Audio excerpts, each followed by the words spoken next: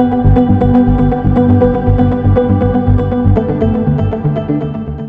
there, my name is Adele. I'm the founder of Naked.Recovery and the Spark program.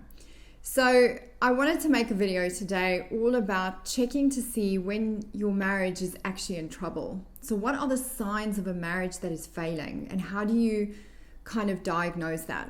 So when I did my work and my studies at the Gottman Institute, they stated that there was 6 really clear signs that a marriage was hurtling towards divorce.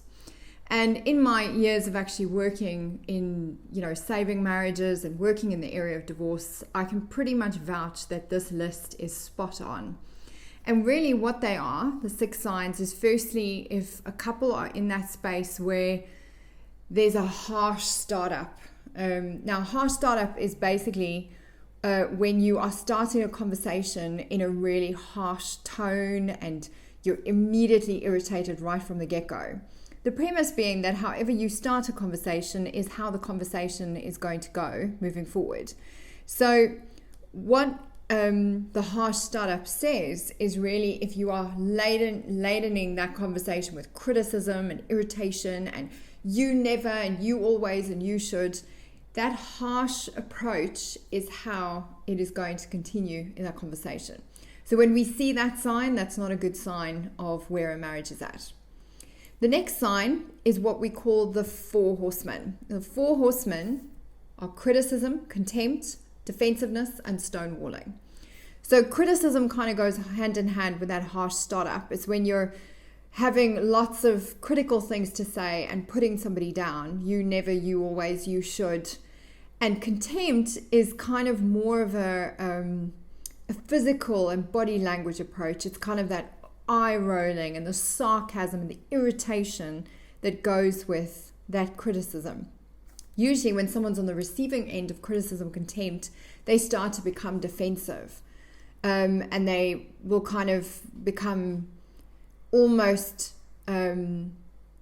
treating you as if you're the accuser. So if you're the person that's criticizing, you'll be like, no, I didn't do that. I've never done that. And there becomes this argument back and forth of somebody doing the criticism and someone on the defensive side.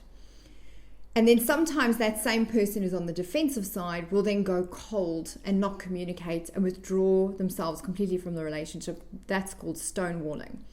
It's also known as ghosting inside a relationship. So that's sign number 2. Sign number 3 is what we call flooding. So flooding goes hand in hand with the criticism, the contempt, and all that harsh startup. Because flooding is when instead of dealing with one issue that you've got at a time, you flood the conversation with like your top 5 or your top 10 or your all 16 issues that you've got in one go.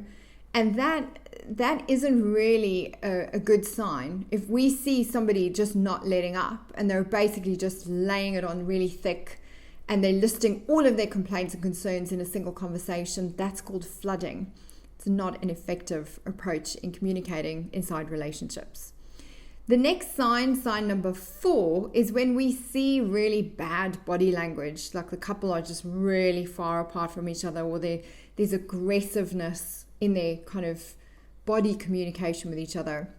I think all of us have seen those photographs of Prince Charles and Princess Diana when they were right at the end of their relationship and kind of had these horrible photos of them turned away from each other and rolling their eyes and all those kind of things. You can tell a lot with the body language and the postures, and sometimes I have a couple that I'm working with and I can just see that immediately arrive and they put the cushion between them like each other, and it's just it's strange body language and it's not necessarily warm.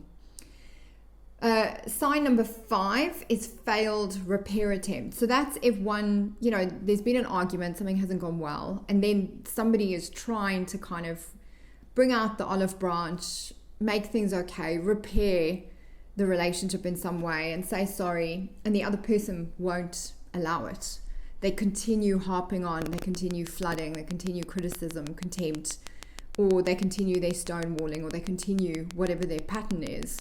That's really not a good sign. And the final really critical sign is when we just have that real feeling of accumulation of bad feelings and bad memories and just bad atmosphere.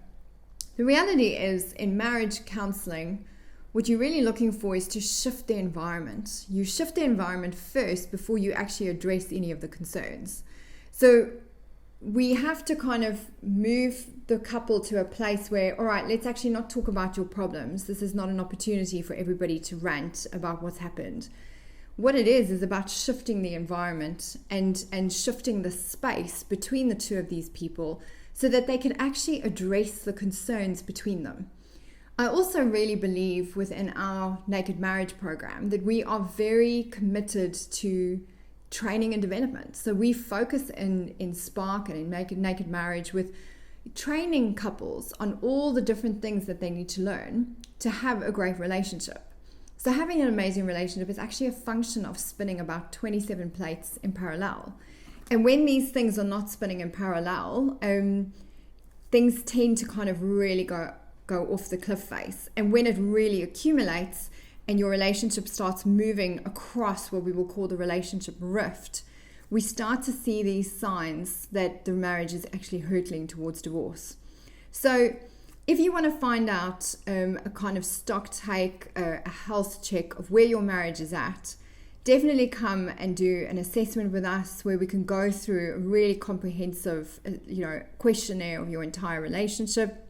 And we'll be able to tell you at the end of that session whether your marriage is savable or not. We need to see that there's enough hope and possibility of you not being too far across the relationship rift so we can actually do some productive work and skill development to save the marriage. Sometimes what I find really, really sad is people come to marriage counseling way too late, almost at the end of the journey. And then it's just really sad for us who work in that space because there's just very little that we can do. So if you are worried and you do feel like your relationship is at risk, the time is now. Like, don't delay, don't sit around waiting for it to get even worse.